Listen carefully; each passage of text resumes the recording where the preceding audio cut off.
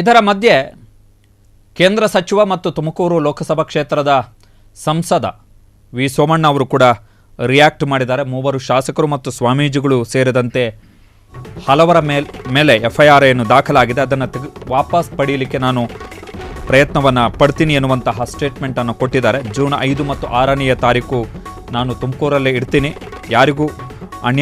ಯಾರಿಗೂ ತೊಂದರೆ ಆಗಕ್ಕೆ ಬಿಡಲ್ಲ ಅಂಥೇಳಿ ಪರಮೇಶ್ವರ್ ಅವರು ಹೇಳಿದ್ದಾರೆ. ಹೀಗಾಗಿ FIR ವಾಪಸ್ ಪಡೆಯುವಂತಹ ಸಾಧ್ಯತೆ ಇದೆ ಎನ್ನುವಂಥದ್ದು. ಬಟ್ ಒಂದ್ಸಲ FIR ದಾಖಲಾದ ಮೇಲೆ ಯಾವುದೇ ಕಾರಣಕ್ಕೂ ಕೂಡ ಕೇಸ್ ವಾಪಸ್ ಪಡೆಯೋಕ್ಕಾಗಲ್ಲ. ಸಿದ್ದರಾಮಯ್ಯ ಯಾವ ಹಠಕ್ಕೆ ಬಿದ್ದಿದ್ದಾರೋ ಗೊತ್ತಿಲ್ಲ ಎನ್ನುವಂಥ ಸ್ಟೇಟ್ಮೆಂಟನ್ನು ಕೂಡ ಸೋಮಣ್ಣ ಅವರು ಕೊಟ್ಟಿದ್ದಾರೆ. ಸೋಮಣ್ಣ ಅವರ ಆಕ್ರೋಶ ನೇರವಾಗಿರುವಂಥದ್ದು DK ಶಿವಕುಮಾರ್ ಅವರ ವಿರುದ್ಧ. DK ಶಿವಕುಮಾರ್ ಅವರ ಈ ನಿರ್ಧಾರದ ಕಾರಣದಿಂದ 2 ಜಿಲ್ಲೆಗಳ ನಡುವೆ ಸಂಘರ್ಷ ಏರ್ಪಟ್ಟಿದೆ ಅಂತೇಳಿ, ರಾಮನಗರ ಮತ್ತು ತುಮಕೂರು ಜಿಲ್ಲೆಯ ನಡುವೆ. ಜೊತೆಗೆ DK ಶಿವಕುಮಾರ್ ಅವರ ಪಾಪದ ಕೊಡ ತುಂಬಿದೆ ಎನ್ನುವಂಥ ಸ್ಟೇಟ್ಮೆಂಟನ್ನು ಕೂಡ ವಿ ಸೋಮಣ್ಣ ಅವರು ಕೊಟ್ಟಿದ್ದಾರೆ. ನಾನು ಬರುವುದಕ್ಕಿಂತ ಮುಂಚೆ ಈ ಯೋಜನೆ ಜಾರಿಯಾಗಿದೆ ಎನ್ನುವಂತಹದ್ದು ಮತ್ತೊಂದು ಅವರ ಪ್ರಮುಖವಾದಂಥ ವಾದ. ನಾನು ಬರುವುದಕ್ಕಿಂತ ಅಂತ ಹೇಳಿದ್ರೆ ಅವರು ತುಮಕೂರಿನ ಸಂಸದರಾಗಿ ಆಯ್ಕೆಯಾಗಿದ್ದು 2014 ಜೂನ್ನಲ್ಲಿ, ಅಂದರೆ ಲೋಕಸಭಾ ಚುನಾವಣೆಯಲ್ಲಿ, ಕಳೆದ ವರ್ಷದ ಲೋಕಸಭಾ ಚುನಾವಣೆಯಲ್ಲಿ. ಅದಕ್ಕಿಂತ ಮುಂಚೆ ತುಮಕೂರು ಲೋಕಸಭಾ ಕ್ಷೇತ್ರಕ್ಕೆ ಸಂಸದರಾಗಿದ್ದಂಥವರು GS ಬಸವರಾಜು. ಸೊ ನನ್ನ ಅವಧಿಯಲ್ಲಿ ಆದಂಥ ಯೋಜನೆ ಅಲ್ಲ ಎನ್ನುವಂಥದ್ದು ಅವರ ಸ್ಟೇಟ್ಮೆಂಟು. ಸೊ ನನಗೂ ಇದಕ್ಕೂ ಏನು ಸಂಬಂಧ ಇಲ್ಲ ಅಂಥೇಳಿ. ಸೊ ಸೋಮಣ್ಣ ಅವರು ಏನು ಹೇಳಿದಾರೆ ಕೇಳೋಣ. ಒಂದು ನಿಮಿಷ ತಾಳಿ, ಕೈಲಾದವರು ಮೈಲ್ ಕೊಚ್ಕೊಂಡ ಅಂದಂಗೆ ಯಾವುದೇ ತಾಂತ್ರಿಕ ವ್ಯವಸ್ಥೆ ಇಲ್ದಿರ ನಾನು ರಾಜ್ಯದ ಮುಖ್ಯಮಂತ್ರಿಗಳಿಗೆ ಸ್ಪಷ್ಟವಾಗಿ ಪತ್ರ ಬರೆದಿದ್ದೇನೆ. ಎಷ್ಟು ಕ್ಯೂಸೆಕ್ ಇದೆ, ಏನೇನಾಗ್ತಾ ಇದೆ, ಎತ್ತೆತ್ತಾಗ್ತಾ ಇದೆ. ನಾನು ಕೂಡ ಭಾರತ ಸರ್ಕಾರದ ಒಬ್ಬ ಮಂತ್ರಿಯಾಗಿ ಎಲ್ಲವನ್ನು ಕೂಡ ಹೇಳಿ ತಿಳಿಸಿದ್ದೇವೆ. ಅವ್ರ ಇತಿಮಿತಿಯಲ್ಲಿ ಏನೇನು ಆಗಬಾರ್ದಾಗಿತ್ತೋ ಎಲ್ಲವೂ ಕೂಡ ಮಾಡ್ತಕ್ಕಂಥದಕ್ಕೆ ತೀರ್ಮಾನ ಮಾಡಿದ್ದಾರೆ. ಅವ್ರ ಪಾಪದ ಕೂಡ ತುಂಬಿದೆ. ಅದಕ್ಕೆ ಜನನು ಕೂಡ ಎಲ್ಲ ಒಂದು ಕಡೆ ಅದಕ್ಕೆ ತಕ್ಕ ಉತ್ತರವನ್ನು ಕೂಡ ಕೊಡ್ತಾರೆ. ಒಂದು ನಿಮಿಷ ತಾಳಿ, ಇಲ್ಲಪ್ಪ, 1200 ಕ್ಯೂಸೆಕ್ ನೀರು ಕೊಟ್ಟಿದ್ದಾರೆ. ಇವತ್ತು ಕೊಟ್ಟಿದ್ದಲ್ಲ, ಸಿದ್ದರಾಮಯ್ಯನವ್ರ ಸರ್ಕಾರ DK ಶಿವಕುಮಾರ್ ಕೊಟ್ಟಿದ್ದಿಲ್ಲ. ಹಿಂದೆ ಇದ್ದಂಥ ಕಾಲದಲ್ಲಿ ಯಾರು ಕೊಟ್ಟಿದ್ರು ಅನ್ನೋದಕ್ಕಿಂತ ಹೆಚ್ಚಾಗಿ 1288 ಕ್ಯೂಸೆಕ್ ನೀರು ಅಲಾಟ್ ಆಗಿತ್ತು. ಅದರಲ್ಲಿ 900 ಚಿಲ್ಲರೆ ನೀರನ್ನ ಗುಬ್ಬಿ, ತುರುವೇಕೆರೆ, ತುಮಕೂರು ಗ್ರಾಮಾಂತರಕ್ಕೆ ಕುಡಿಯೋ ನೀರು ಮಾಡಿದ್ರು. ಇನ್ನು 388 TMCನ ಇದು ಕ್ಯೂಸೆಕ್ ಅನ್ನ ಕುಡಿಗಳಿಗೆ ಕೊಟ್ಟಿದ್ದಾರೆ. ಮುಗಿದೇ ಹೋಗಿದೆ. ಇವ್ರು ಹುನ್ನಾರ ಇದೆಲ್ಲ.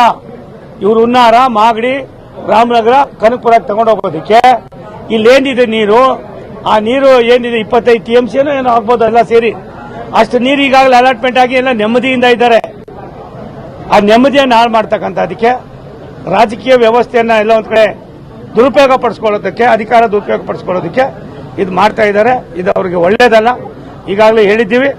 ಒಂದು ಸತ್ಯ, ಯಾವುದೇ ಅಡೆತಡೆಗಳಿಲ್ಲದೆ ನಿಮ್ಮ ಮಾಡ್ತಾ ನಡವಳಿಕೆ ಏನಿದೆ, ಈ ನಡವಳಿಕೆ 2 ವರ್ಷದಲ್ಲಿ ನಿಮ್ಮ ಪಾಪದ ವ್ಯವಸ್ಥೆ ಏನಾಗ್ತಾ ಇದೆ, ತುಮಕೂರು ಜನ ಅಲ್ಲ, ಕುಡಿಯೋ ನೀರಲ್ಲಿ ಎಲ್ಲ ಒಂದ್ ಕಡೆ ರಾಜಕಾರಣ ಮಾಡಿ ಒಂದು ತಾಲೂಕನ್ನ ಮತ್ತೊಂದು ತಾಲೂಕಿಗೆ, ಒಂದು ಜಿಲ್ಲೆಯನ್ನ ಮತ್ತೊಂದು ಜಿಲ್ಲೆಗೆ ಎತ್ಕಡ್ತಕ್ಕಂಥ ನಿಮ್ಮ ಪಾಪದ ಕೆಲಸಕ್ಕೆ ಜನ ಉತ್ತರ ಕೊಡ್ತಾರೆ.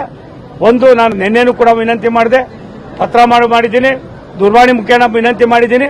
ಇಷ್ಟೆಲ್ಲ ಮಾಡಿದ್ರು ಕೂಡ ಈ ಜನರ ಹಕ್ಕನ್ನ, ಈ ಜಿಲ್ಲೆಯ 5 ತಾಲೂಕಿನಿಗೆ ಇದ್ದಂತ ಒಂದು ವ್ಯವಸ್ಥೆಯನ್ನ ತಾವು ಕಸಿಯುವ ಕೆಲಸ ಏನ್ ಮಾಡ್ತಾ ಇದ್ದೀರಿ, ಇದು ಪಾಪಕ್ಕೆ ಮತ್ತೊಂದು ಹೆಜ್ಜೆ ಆಗಿರ್ತದೆ. ಅದಕ್ಕೆ ಸರಿಯಾದ ಪ್ರಾಯಶ್ಚಿತ ಜನನೇ ತೀರ್ಮಾನ ಮಾಡ್ತಾರೆ. ಒಂದ್ ನಿಮಿಷ ತಾಳಪ್ಪ, ಇಲ್ಲಿ ಎಲ್ಲಿಗೆ ಭೇಟಿ ಕೊಡಬೇಕು?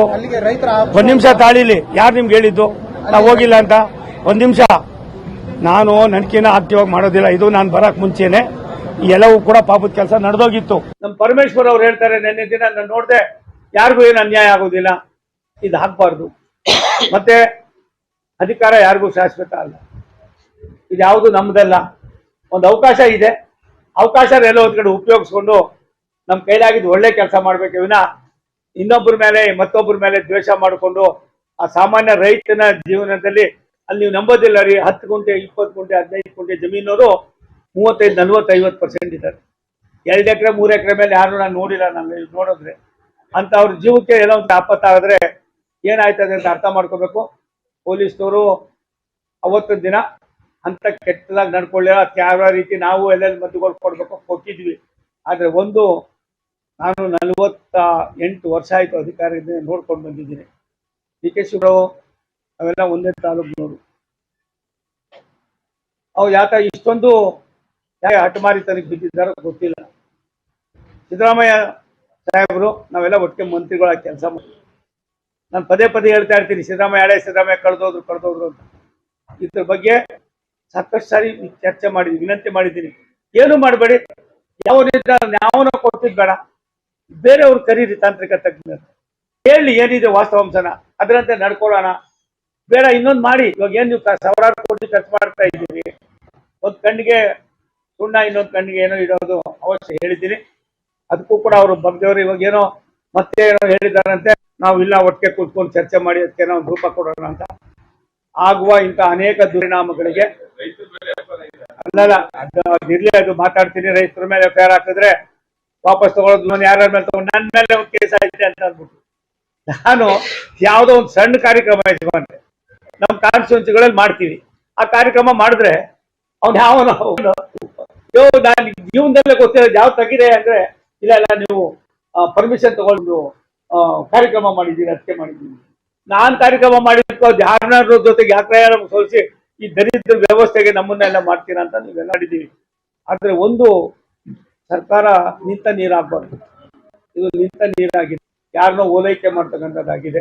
ಇನ್ನೊಬ್ಬರ ಮೇಲೆ ವೆಂಜನ್ಸ್ ತೀರ್ಸ್ಕೊಂಡು ಕೊಡ್ತಕ್ಕಂಥ ಈ ಕೆಲಸ ಏನಿದೆ, ನಾವೆಲ್ಲ ಮಾಡದೆ ಹೋದ್ರೆ ಮುಂದೆ ನೀವು ಎಚ್ಚರಿಸ್ಕೊಳ್ತೇವೆ. ಒಳ್ಳೆ ಕಾಲ ಬಂದೇ ಬರ್ತದೆ. ಇದೇನು ರೊಟ್ಟಿ ಮಗ್ಸಾಗ್ದಂಗೆ ಗೊತ್ತಾಗಿದೆ ಎಲ್ಲರಿಗೂ.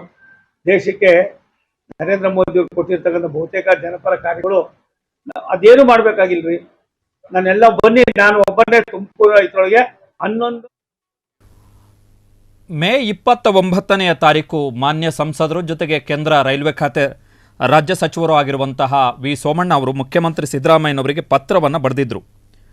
ಕರ್ನಾಟಕ ಸರ್ಕಾರದ ವಿವಾದಿತ Hemavathi express link canal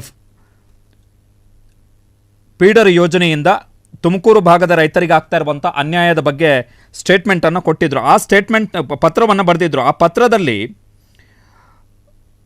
Turuvekere, ಗುಬ್ಬಿ, ತುಮಕೂರು ಮತ್ತು ತುಮಕೂರು ಗ್ರಾಮಾಂತರ ಪ್ರದೇಶಗಳ 96 ಕಿಲೋಮೀಟರ್ ಉದ್ದದ ಈ ಭಾಗಕ್ಕೆ 901 ಕ್ಯೂಸೆಕ್ ನೀರಿನ ಹರಿವು ಹಂಚಿಕೆಯಾಗಿದೆ.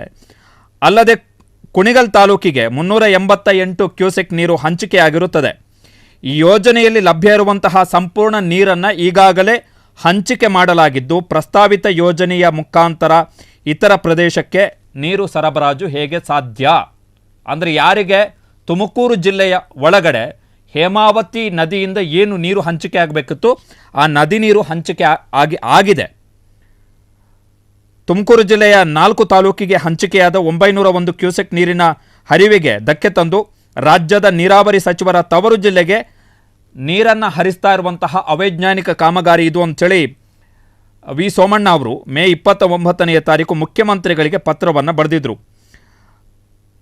ಜೊತೆಗೆ ತುಮಕೂರು ಜಿಲ್ಲೆಯ ಅವಿಭಾಜ್ಯ ಅಂಗವಾದ ಕುಣಿಗಲ್ ಭಾಗಕ್ಕೆ ಹಂಚಿಕೆಯಾದ ನೀರಿನ ಹರಿವಿಗೆ ಧಕ್ಕೆ ತಂದು ಆ ಭಾಗದ ರೈತರಿಗೂ ಅನ್ಯಾಯ ಉಂಟು ಮಾಡುವಂತಹ ಸಂಚನ್ನ ಮಾಡಲಾಗ್ತಿದೆ ಎನ್ನುವಂತಹ ಆರೋಪವನ್ನು ಕೂಡ ಮಾಡಿದರು. ಮಾಗಡಿ, ರಾಮನಗರ ಮತ್ತು ಕನಕಪುರ ಭಾಗಕ್ಕೆ ಮಂಚನಬೆಲೆ ಮತ್ತು ತಿಪ್ಪಗೊಂಡನಹಳ್ಳಿ ಜಲಾಶಯಗಳ ಮುಖಾಂತರ ಸಾಕಷ್ಟು ನೀರು ಕಲ್ಪಿಸುವುದಕ್ಕೆ ಅವಕಾಶ ಇದ್ದರೂ ಕೂಡ ತುಮಕೂರಿನ ಭಾಗದ ಜನರನ್ನು ಅನಾವಶ್ಯಕವಾಗಿ ಗೊಂದಲಕ್ಕೆ ಒಳಪಡಿಸುವುದು ಎಷ್ಟರ ಮಟ್ಟಿಗೆ ಸರಿ? ಯಾವ ಕಾರಣಕ್ಕೂ ತುಮಕೂರು ಜಿಲ್ಲೆಯಲ್ಲಿನ ಸಮನ್ವಯತೆಯನ್ನು ಮತ್ತು ಜನಸಾಮಾನ್ಯರ ಸಹನೆಯನ್ನು ಕೆದಕುವ ಕಾರ್ಯತಂತ್ರದ ಯೋಜನೆ ಇದಾಗಬಾರದು ಅಂತೇಳಿ ಎಚ್ಚರಿಕೆಯನ್ನು ಕೂಡ ಕೊಡಲಾಗಿತ್ತು. ತುಮಕೂರಿನಲ್ಲಿ ಉದ್ವಿಗ್ನ ಪರಿಸ್ಥಿತಿ ಉಂಟಾಗಿ ಅಮಾಯಕ ಜನ ಪೊಲೀಸರ ಕ್ರಮಕ್ಕೆ ಒಳಗಾಗುವ ಪರಿಸ್ಥಿತಿಯ ನಿರ್ಮಾಣಕ್ಕೆ ಅವಕಾಶವನ್ನು ಕೊಡಬಾರದು. ಕಾನೂನು ಸುವ್ಯವಸ್ಥೆ ಹದಗೆಡದಂತೆ ಸೂಕ್ತ ಕ್ರಮಗಳನ್ನು ಕೈಗೊಳ್ಳಬೇಕು. ತುಮಕೂರಿನ ರೈತರ ನೆಮ್ಮದಿ ಕೆಡಿಸುವ ಈ ಯೋಜನೆಯ ಕಾಮಗಾರಿಯನ್ನು ಕೂಡಲೇ ನಿಲ್ಲಿಸಿ ಈ ಬಗ್ಗೆ ಕ್ರಮ ಜರುಗಿಸಿ ರಾಜ್ಯ ಸರ್ಕಾರದ ತೀರ್ಮಾನವನ್ನು ಮೇ 31ರ ಒಳಗಡೆ ಅಂದರೆ ನಿನ್ನೆಯ ಒಳಗಡೆ ಪ್ರಕಟಿಸಬೇಕು. ಇಲ್ಲದಿದ್ದರೆ ಇದರಿಂದ ಉಂಟಾಗುವ ತೊಂದರೆಗೆ ಕರ್ನಾಟಕ ರಾಜ್ಯ ಸರ್ಕಾರ ಸಂಪೂರ್ಣ ಹೊಣೆಗಾರರಾಗಿರುತ್ತದೆ ಅಂತೇಳಿ ಮಾನ್ಯ ಸಚಿವ ವಿ ಸೋಮಣ್ಣ ಅವರು ಮುಖ್ಯಮಂತ್ರಿ ಸಿದ್ದರಾಮಯ್ಯನವರಿಗೆ ಪತ್ರವನ್ನು ಬರೆದಿದ್ದರು. ಸೊ ಈಗ ಇದು ಡಿ ಕೆ ಶಿವಕುಮಾರ್ ಅವರ ತವರು ಜಿಲ್ಲೆ ರಾಮನಗರ ಮತ್ತು ಸಂಸದ ಮತ್ತು ಕೇಂದ್ರ ಸಚಿವ ವಿ ಸೋಮಣ್ಣ ಅವರು ಪ್ರತಿನಿಧಿಸ್ತಾ ಇರುವಂತಹ ತುಮಕೂರಿನ ನಡುವಿನ ಸಂಘರ್ಷದ ಭಾಗವಾಗಿ ಏರ್ಪಟ್ಟಿದೆ. ಕಂಪ್ಲೀಟ್ಲಿ ಈಗ ಫೈಟ್ ಎರಡು ಜಿಲ್ಲೆಗಳ ನಡುವೆ. ಸೋಮಣ್ಣ ಅವರ ನೇರವಾದಂಥ ಆಕ್ಷೇಪಗಳಿರುವಂಥದ್ದು ಡಿ ಕೆ ಶಿವಕುಮಾರ್ ಅವರ ವಿರುದ್ಧ.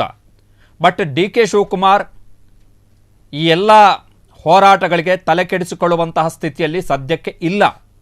ಡಿ ಕೆ ಶಿವಕುಮಾರ್ ಆಲ್ರೆಡಿ ಹೇಳಿ ಆಗಿದೆ, 40% ಕಾಮಗಾರಿ ಮುಗ್ದಿದೆ ಅಂತ. 40% ಕಾಮಗಾರಿ ಅಂತ ಹೇಳಿದ್ರೆ ಒಟ್ಟು 986 ಕೋಟಿ ರೂಪಾಯಿ ಮೊತ್ತದ ಯೋಜನೆ ಇದು. ಕುಣಿಗಲ್ ಕ್ಷೇತ್ರದ ಶಾಸಕರು ಇವತ್ತು ಕೊಟ್ಟಿರುವಂತಹ ಸ್ಟೇಟ್ಮೆಂಟ್ನ ಪ್ರಕಾರ ಈ ಯೋಜನೆಯನ್ನು ಜಾರಿಗೊಳಿಸೇ ಮಾಡ್ತೀವಿ ಎನ್ನುವಂತಹ ಘೋಷಣೆಯನ್ನು ಅವರು ಕೂಡ ಮಾಡಿದ್ದಾರೆ. ಸೊ ಈಗ ಡಿ ಕೆ ಶಿವಕುಮಾರ್ ಅವರಿಗೆ ವಿ ಸೋಮಣ್ಣ ಅವರು ಪತ್ರವನ್ನು ಬರೆದಿಲ್ಲ, ಬದಲಿಗೆ ಮುಖ್ಯಮಂತ್ರಿಗಳಿಗೆ ಪತ್ರವನ್ನು ಬರೆದಿದ್ದಾರೆ. ಕಾರಣ ಡಿ ಕೆ ಶಿವಕುಮಾರ್ ಅವರಿಗೆ ಈ ಪತ್ರವನ್ನು ಬರೆದು ಏನೂ ಪ್ರಯೋಜನ ಇಲ್ಲ ಅಂಥೇಳಿ ಸೋಮಣ್ಣ ಅವರಿಗೆ ಗೊತ್ತು. ಅವರ ಸ್ಟೇಟ್ಮೆಂಟ್ನಲ್ಲಿ ಒಂದು ಅಂಶವನ್ನು ನೀವು ಗಮನಿಸಿರ್ಬೋದು. ಅವರು ಹೇಳಿದ್ರು, ನಾನು ಮತ್ತು ಸಿದ್ದರಾಮಯ್ಯ ಒಟ್ಟಿಗೆ ಕೆಲಸ ಮಾಡಿದಂಥವ್ರು ಅಂಥೇಳಿ ಈ ಹಿಂದೆ ದಳದಲ್ಲಿ. ಸೊ ಆ ಹಿಂದಿನ ಸಂಬಂಧ ಏನಿದೆ, ಬಾಂಧವ್ಯ ಏನಿದೆ, ಅದನ್ನು ಈಗ ಸೋಮಣ್ಣ ಅವರು ಡಿ ಕೆ ಶಿವಕುಮಾರ್ ಅವರ ಮೇಲೆ ಒತ್ತಡವನ್ನು ಹೇರಲಿಕ್ಕೆ ಬಳಸ್ತಾ ಇದ್ದಾರೆ. ಬಟ್ ಡಿ ಕೆ ಶಿವಕುಮಾರ್ ಅವರು ಅವರದ್ದೇ ಹಾದಿಯಲ್ಲಿ ನಡೀತಾ ಇರೋದರಿಂದ ಈ ಸಂಘರ್ಷಕ್ಕೆ ಅಥವಾ ಈ ಹೋರಾಟಕ್ಕೆ ಬಗ್ಗುವಂತಹ ಲಕ್ಷಣಗಳು ಕಾಣಿಸ್ತಾ ಇಲ್ಲ.